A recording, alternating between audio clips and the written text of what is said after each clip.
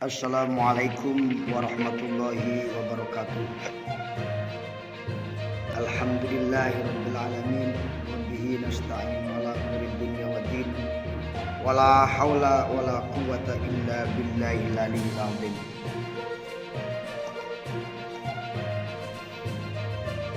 Pada pertemuan kali ini kita akan lanjutkan terkait dengan media pendidikan dan guru. Marilah kita awali dengan sama-sama baca basmalah. Bismillahirrahmanirrahim. Media pendidikan dan guru. Para pendengar yang budiman, sebelum itu mari kita bersyukur kepada Allah Subhanahu wa taala atas segala limpahan karunia-Nya. Salawat serta salam semoga dilimpahkan kepada junjungan kita Nabi besar Muhammad sallallahu alaihi wasallam.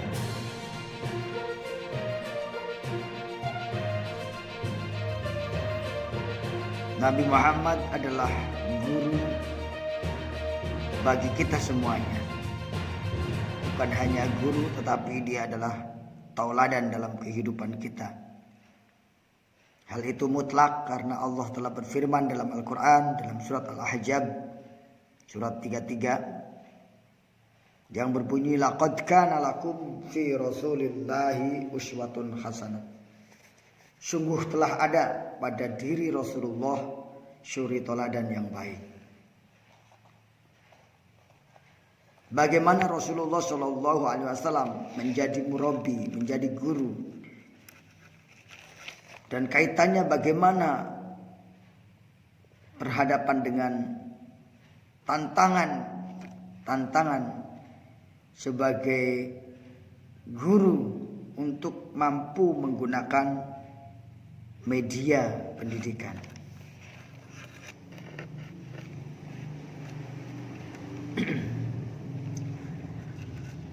Saudaraku pendengar yang budiman, minimal ada 5 tantangan dalam menggunakan media pendidikan.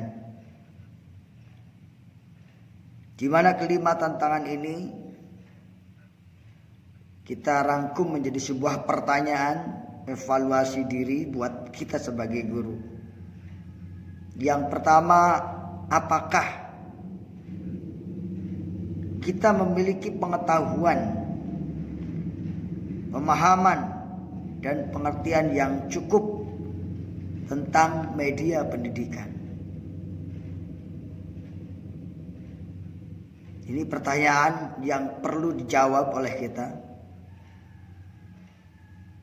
Apakah ia memiliki pengetahuan, pemahaman, dan pengertian yang cukup tentang media pendidikan? Yang kedua, tantangan yang kedua, apakah kita memiliki keterampilan cara menggunakan media tersebut dalam proses belajar mengajar di kelas? Yang ketiga, apakah ia mampu membuat sendiri alat-alat media pendidikan yang dibutuhkan? Yang keempat, apakah ia mampu melakukan penilaian terhadap media yang akan atau yang telah digunakan? Yang kelima, apakah ia memiliki pengetahuan dan keterampilan dalam bidang administrasi media pendidikan? Nah, semua ini, 5 hal ini Rasulullah memiliki. Nabi kita Muhammad sallallahu alaihi wasallam memiliki itu semuanya. Luar biasa. Oleh karena itu tidak mungkin beliau dijadikan contoh teladan kalau tidak memiliki kelebihan yang luar biasa, keistimewaan yang luar biasa, karena beliau merupakan salah satu sosok orang nomor satu di dunia dan juga orang nomor satu di akhirat kelak. Baik, kita akan coba menjawab tantangan yang pertama.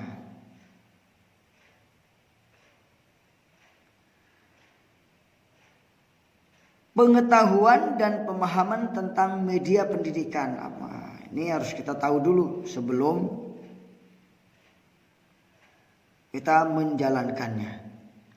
Setiap guru harus memiliki pengetahuan dan pemahaman yang cukup tentang media pendidikan. Apa itu media pendidikan? Bagaimana media pendidikan itu? Nah, ini. Apa-apa yang harus diketahui? Nah, berkaitan dengan media pendidikan, ada beberapa klasifikasi yang dituntut oleh setiap murabi, setiap guru. Yang pertama, bahwa media pendidikan sebagai alat komunikasi guna lebih mengefektifkan proses belajar mengajar. Jadi media pendidikan sebagai alat komunikasi yang efektif dengan adanya media pendidikan.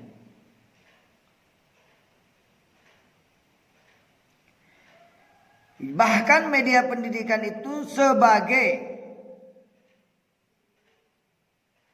atau berfungsi untuk mencapai tujuan pendidikan. Pendukung untuk mencapai sebuah tujuan pendidikan. Nah, ini.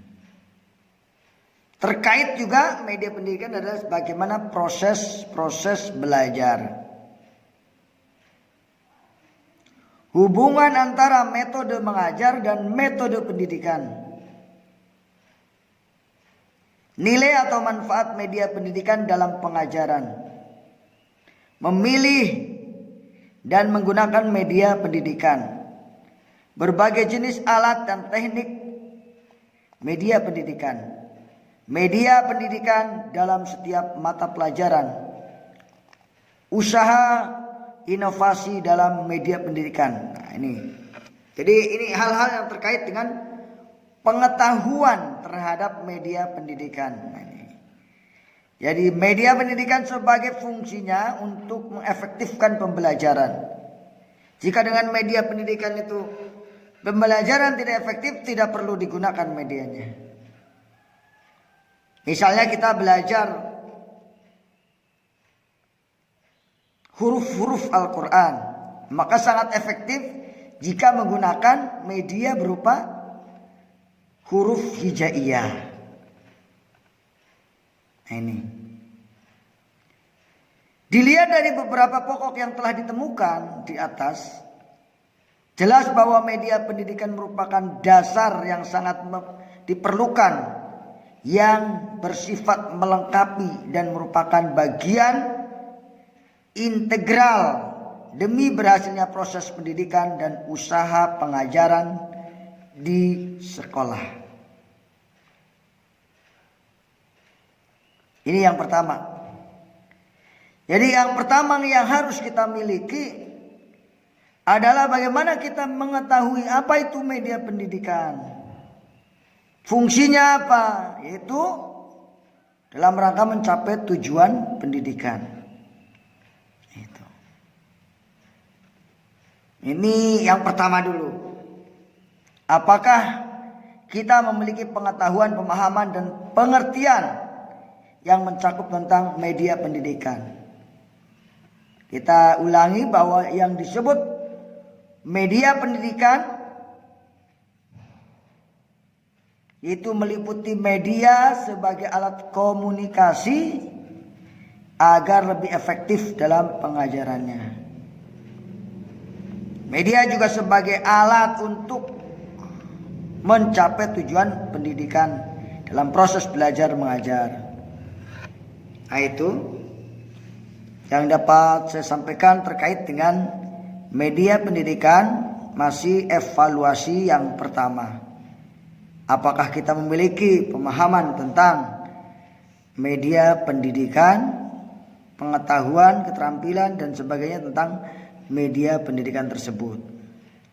Jadi kita jangan sampai salah menggunakan media tapi tidak sesuai dengan pembelajarannya. Billahi taufiq wal hidayah. Wassalamualaikum warahmatullahi wabarakatuh.